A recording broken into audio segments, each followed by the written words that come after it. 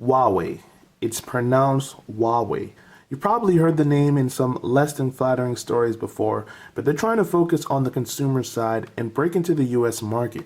And because they've had that negative association, it's been a little tough getting carriers on board. So what they're doing now is going direct to consumers with this new device called the Huawei Ascend Mate 2 4G. Long name, I know, but they're hoping this is going to be the device to finally make Huawei, pronounced Huawei, a household name. Can they do it, and is this device good enough? Well, I'm Andrew with mobileburn.com, and we're about to find out right now.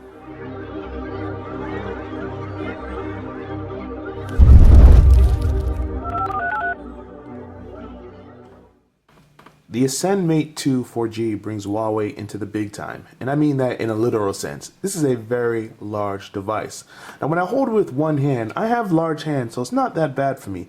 And actually holding it and securing it is not an issue because it has a flat surface, it's glossy plastic on the rim, but it's very thick and easy to latch onto. But when it comes time to actually navigate it around the screen, it's a little bit of a challenge if your hands aren't as large as mine. So this is going to be a situation where you're going to need to have two hands in order to get to the bottom and scroll to the top. You see it's a little bit of a struggle to bring things down. So you have to keep that in mind when you're using the device.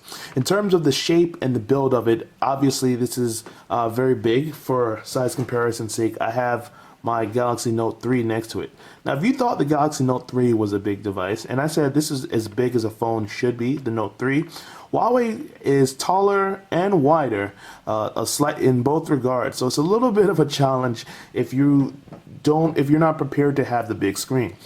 But remember, this is a device that's designed to appeal to people who want that larger than life size of the device. The back material is kind of nice. I wouldn't complain too much about it. It's like soft texture. It's very smooth. It's a plastic texture. When you rub your fingers against it, you don't feel any moisture being retained. It does very good to not retain fingerprints or moisture.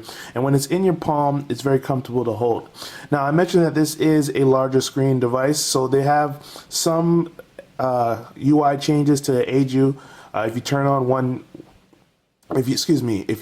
on the one-handed usage mode, you can have your dialer be compartmentalized, condensed into this little screen. So that can be helpful to you, but not all areas of the phone will do that. So it'll work in your dialer, and it might work in some regards in a few other system apps, but it's not going to work in your browser or when you download other apps like Twitter. Now, of course, with that big device comes a big display, and the Huawei Ascend Mate 2 definitely has a very big display. It's a 6.1-inch IPS screen. Now, it's only 720p, 1280 by 720. That's obviously a letdown at a time when we have companies going all the way up to quad HD screens. That's a bit of an overkill. But when you have a device this size, it would have been nicer to be able to see things a little bit sharper, a little bit cleaner. Now, if you're just doing certain things like you're looking at Twitter or you're just going on the home screen icons, it's not going to be as much of a bother to you. But when you're watching local HD video or you're streaming something that streams in 1080p, you'll notice that this display isn't quite as sharp, isn't quite as impressive. And when you're looking in the Play Store, for instance, you'll notice that the buttons are suddenly a lot bigger than you're used to seeing them. At a 6.1-inch display, it has decent quality in terms of brightness. It's not the most bright that you'll see when you're outdoors or things like that, but when you're indoors or when you're doing your normal activities, the screen isn't much of a challenge in terms of resolution. It's very big, which is nice, but it could be a little bit sharper. But the real story is what's hidden behind this little plate right here. You can't get to the battery, but you probably won't need to swap the battery because it's 3900 milliamp. It is a very long-lasting, very powerful battery that has done extremely well for me in the time that I've used the Ascend Mate 2. I've been able to go multiple days, 2 days at least, without having to recharge the device. It's very long lasting, and they have some power saving tools in here. For instance, right now I only have about 30% battery left, but I still have 5 hours of on-screen time of use. If I turn on what they call smart or endurance mode, that lowers the capacity of the CPU and extends my time a little bit more.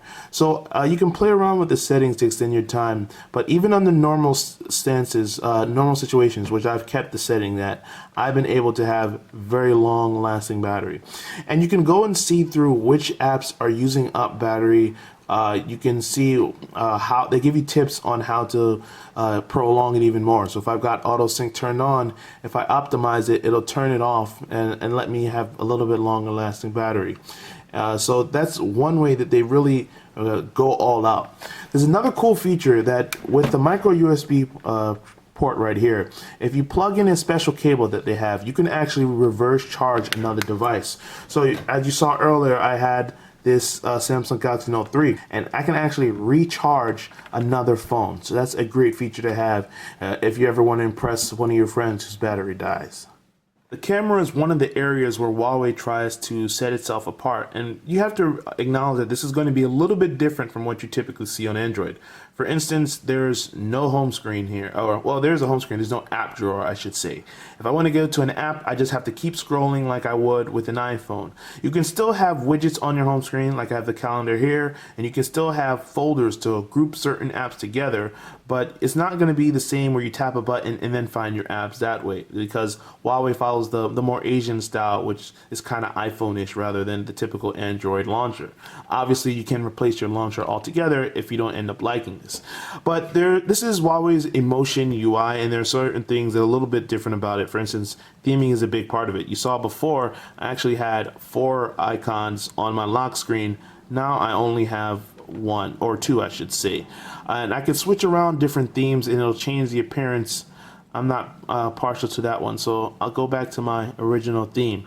And personalization is a big part of it, obviously, so you'll see that you can play around with different themes. But if I turn on the Wow button, this is going to be something that's kind of like Windows within Windows. So if I dock this in certain places, it's going to float along the screen all the time. I tap on it, and you see I have different places that I can go. So I'll go to a calendar, and it creates a mini calendar window to show what I have to do. So if I need to do something else, for instance, I'll go into the browser. You see I have it floating above so I can access it in other ways. If I want to close something, I can also expand it to be the full calendar app. I can open it that way, or I can just close everything. This is Android 4.3 Jelly Bean rather than KitKat. Now they say they're going to update to KitKat and they're going to be committed to providing updates in the future. I have to assume that they're telling the truth because this is going to be the first impression that Huawei makes for a lot of people in the Western market. So it wouldn't make sense for them to release this phone and then not give updates promptly. Another cool thing to consider is that this is a direct-to-consumer device. They're not selling it through carriers. So when they finally do update it to KitKat, you're not going to have to wait around an extra 6 to 8 weeks for carrier testing and all that stuff. They should be able to cut a lot of the wait time out of the process. So that's good to know when it comes to the Huawei AscendMate 2. So now the $1 million question, or the $299 question in this case, is should you buy this phone? Well, if you pay the $299, you're going to get a phone with a decent camera, a decent screen, and a bunch of other decent specs. This isn't going to beat a Note 3 or a Galaxy S5 in a head-to-head competition unless you factor in the price, because it's half the price of your average flagship right now, but it still delivers an experience good enough for a lot of people. This has a 1.6 gigahertz quad-core processor, 2 gigs of RAM, 16 gigabytes of storage, an Adreno 305 GPU. So when I was playing games, I was able to do it comfortably. I didn't have any issues. When I was switching through apps, it wasn't as snappy as some other phones out there, but it was still at a decent speed. Overall, in my time that I've used this for the past week, I haven't had too many complaints with the device except for the size. And again, for some people, that's actually a strength. I'm one of the people that, despite my large hands, I don't like having to have the giant phone, but there's a lot of people out there who want the giant phone. For those people, you can get the AscendMate 2 4G with 4G LTE where available, and it only costs you $299 if you buy directly from Huawei. They're also going to have some personalization. They're going to throw in a free case when you order from them for a limited time. So if you want a super large device, I would recommend this over something like the Galaxy Mega that we saw last year. Maybe the G Flex, because the G Flex had a little bit of an odd shape. But if you like big phones, you can go big without having to pay a big price. And the Huawei Ascend Mate 2 4G is one of those options available to you. This is Andrew with mobileburn.com. Be sure to click the link in the description below so you can see full photo and video samples of the device, and you can get a little bit more about my opinion of this phone. Thanks for watching, and until next time.